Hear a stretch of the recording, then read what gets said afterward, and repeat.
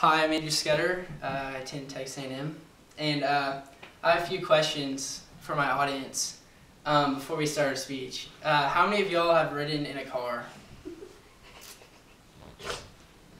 Most everybody. Now, how many of y'all have ridden in a train? Everyone. And now, how many of y'all have ridden in a plane? Everyone. Well, one more question. Which one do y'all think is the safest?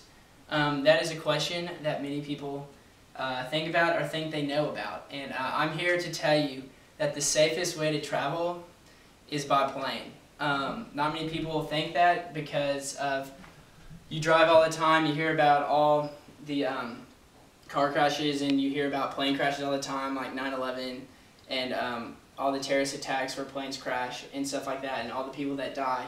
But statistically, cars are the worst to travel in, then trains, and then planes. Planes are actually the safest. Let me start off with, over the past decades, the safety of planes has increased tremendously. It's pretty much, they sum it down as it's 6 times better than what it was 20 years ago, which is just a dramatic change. Back then, planes weren't that safe because A, the technology wasn't as good as it is now, and B, not many people did it, and they didn't have as many great pilots as they do now, so that hurt them. And so now it is much more safer than driving. Some of the improvements, like I just mentioned, to making planes safer is the technology. Technology is probably the biggest and the thing that we need to most focus on, because of our time is full of technology. Everything we know is all about technology. You can look at computers, you can look at TVs, iPods. Just think of anything that you do. Cell phones, we know that technology is such a big deal, and that has influenced planes a lot. Another one is tough competition, because tough competition is, you can think of all those plane companies out there. You know, you have United, you have American Airlines, you have Southwest, and you watch TV and you see all the time those commercials where they're competing for the best, I guess, airline, and to see who can get the most customers. And so by doing that, they need to make sure and tell everyone that they have the safest and most secure airlines. That's what's also helping airlines become the safest. And lastly, quality control checks. Planes are being checked all the time. They have plenty of people that will come and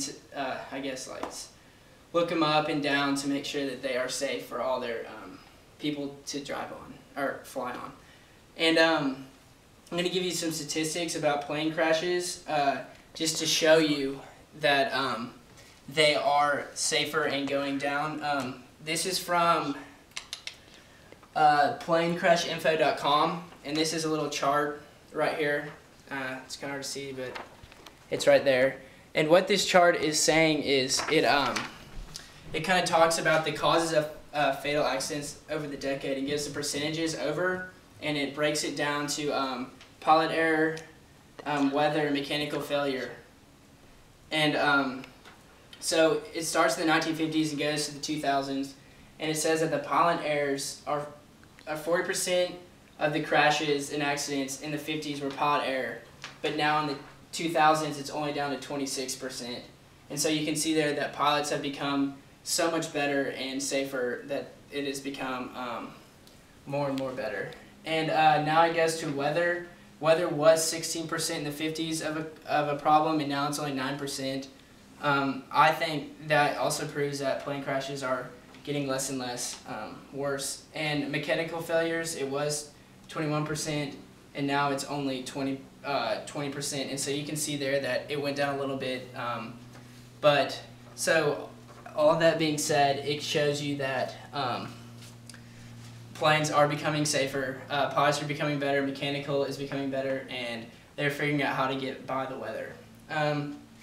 So now I'm going to talk about trains and why they aren't as safe as airplanes. Trains are very convenient.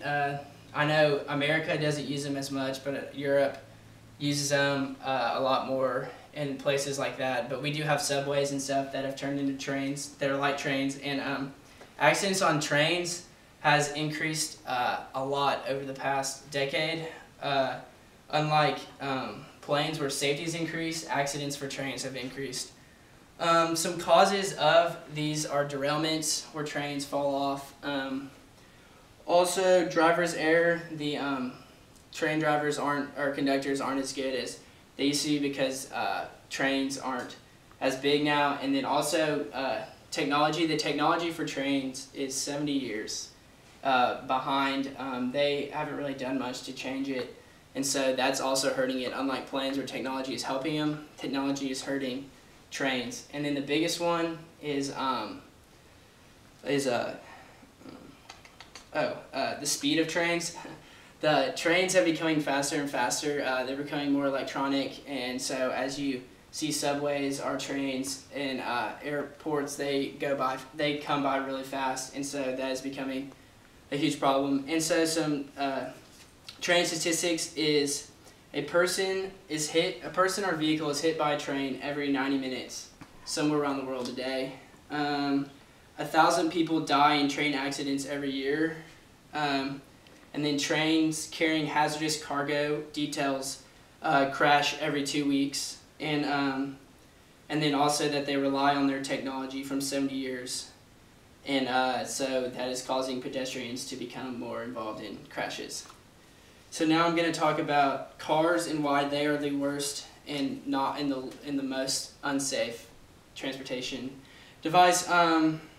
Most accidents happen, as we all know, is because of drug use, alcohol, or reckless driving, and that is becoming a huge problem in society today, as you hear all the time about people dying because of drugs or under the influence of alcohol. And so I have some statistics from drug use or DUI stats, and it says that 250,000 people have died in alcohol-related accidents in the past 10 years. 25,000 people are killed each year.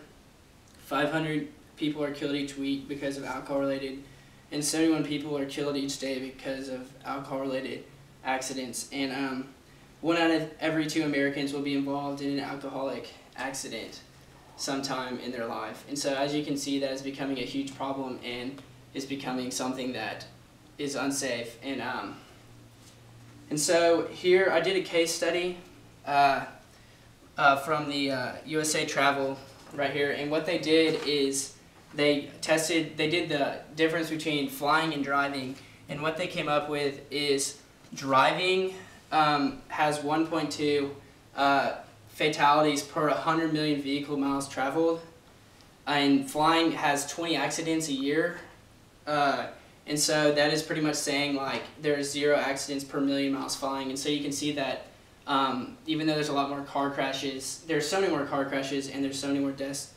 deaths added into that. And so then they went and calculated them and said that for a motor vehicle, 1 in 85 will be in a car crash in their lifetime, or 1 in 6,584 for a year. But for traveling in air, you will only have 1 in 5,862 in a lifetime, or 1 in 555,000 in a year. And so they concluded that cars are way worse and way scarier to drive in than planes. And so in the end, from all this, you need to know that planes are the safest way, even though you hear about all the people that die, just because planes carry a lot of people, so when they crash there are more fatalities, but since there are less crashes than cars, they are the safest way to travel. So thank you.